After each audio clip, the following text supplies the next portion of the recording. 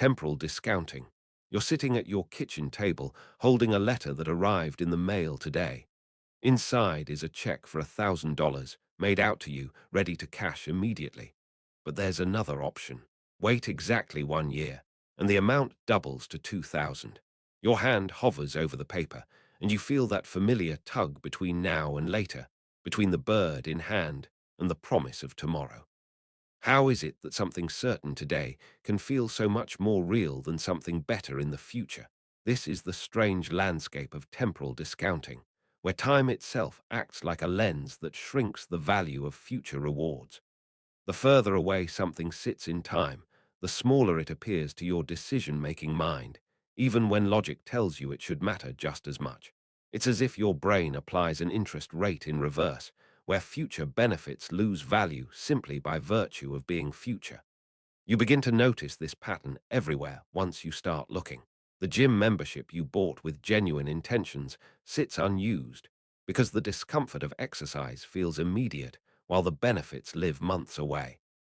The retirement savings you know you should increase remain untouched because that older version of yourself seems like a stranger whose needs feel abstract. Even the simple choice between a small dessert now versus feeling energetic tomorrow becomes a negotiation between two different versions of time.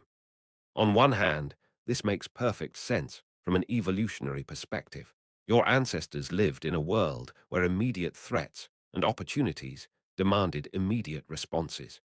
The berry in your hand was worth more than the theoretical berry bush you might find next season. Delay meant risk, and risk often meant death. Your brain carries this ancient wisdom, this bias toward the present moment and its tangible offerings. On the other hand, you live in a world where many of the most meaningful rewards require patience and sustained effort. Relationships deepen through consistency over time. Skills develop through practice accumulated across months and years. Health improves through small daily choices that compound slowly. The very things that create lasting fulfillment often demand that you override this temporal discounting, that you place bets on a future version of yourself you've never met. You start to wonder about the mathematics of happiness itself. If your brain naturally discounts future pleasure, are you systematically underinvesting in your own well-being? When you choose the immediate relief of scrolling through your phone instead of the slower satisfaction of reading a book, you're making a calculation. But the calculation assumes that 30 minutes from now matters less than right now, that the version of you finishing the book is somehow less real than the version of you in this moment. The strangest part might be how this discounting changes based on your emotional state. When you're stressed, the future shrinks even more dramatically. Next week feels like next year, and next year disappears entirely. But when you're calm and centered, you can almost see your future self clearly enough to make choices on their behalf. It's as if temporal discounting has its own emotional weather, shifting based on the internal climate of your mind. Consider how this plays out in your relationships.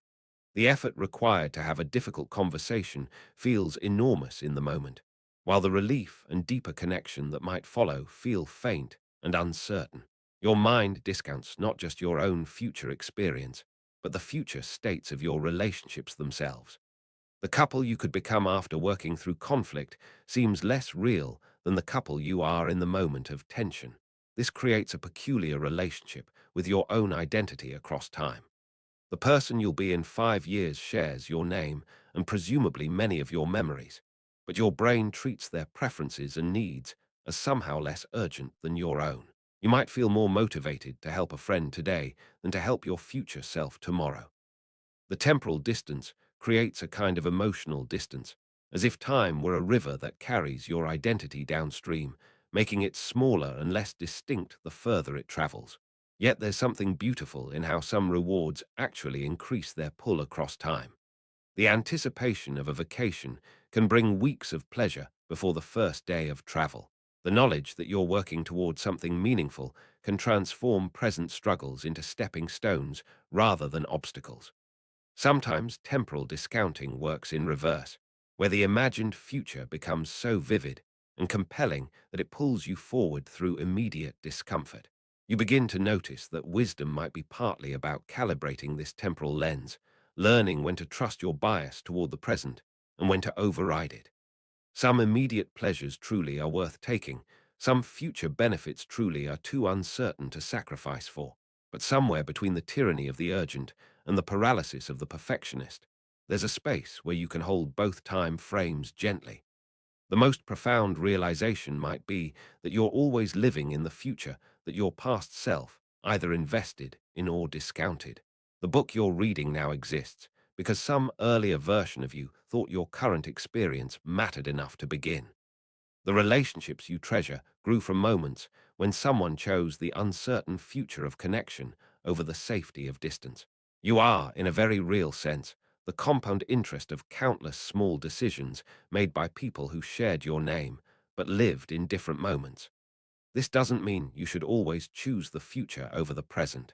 There's a wisdom in temporal discounting, a recognition that life is uncertain and that present moments have their own irreplaceable value. But perhaps there's also wisdom in occasionally overriding it, in making choices as if your future self were sitting right next to you, deserving the same consideration you'd give to any friend asking for help. As you settle into sleep tonight, you might notice how temporal discounting shifts in these drowsy moments. Tomorrow's responsibilities feel softer, more manageable. Next week's worries fade into something almost abstract.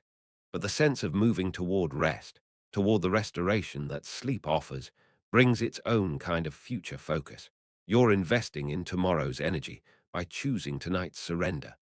It's not about solving the puzzle of temporal discounting, not about finding the perfect formula for weighing present against future.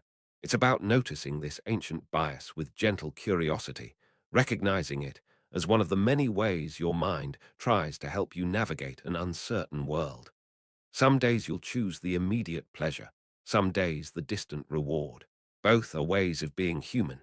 Both are part of the art of living in time.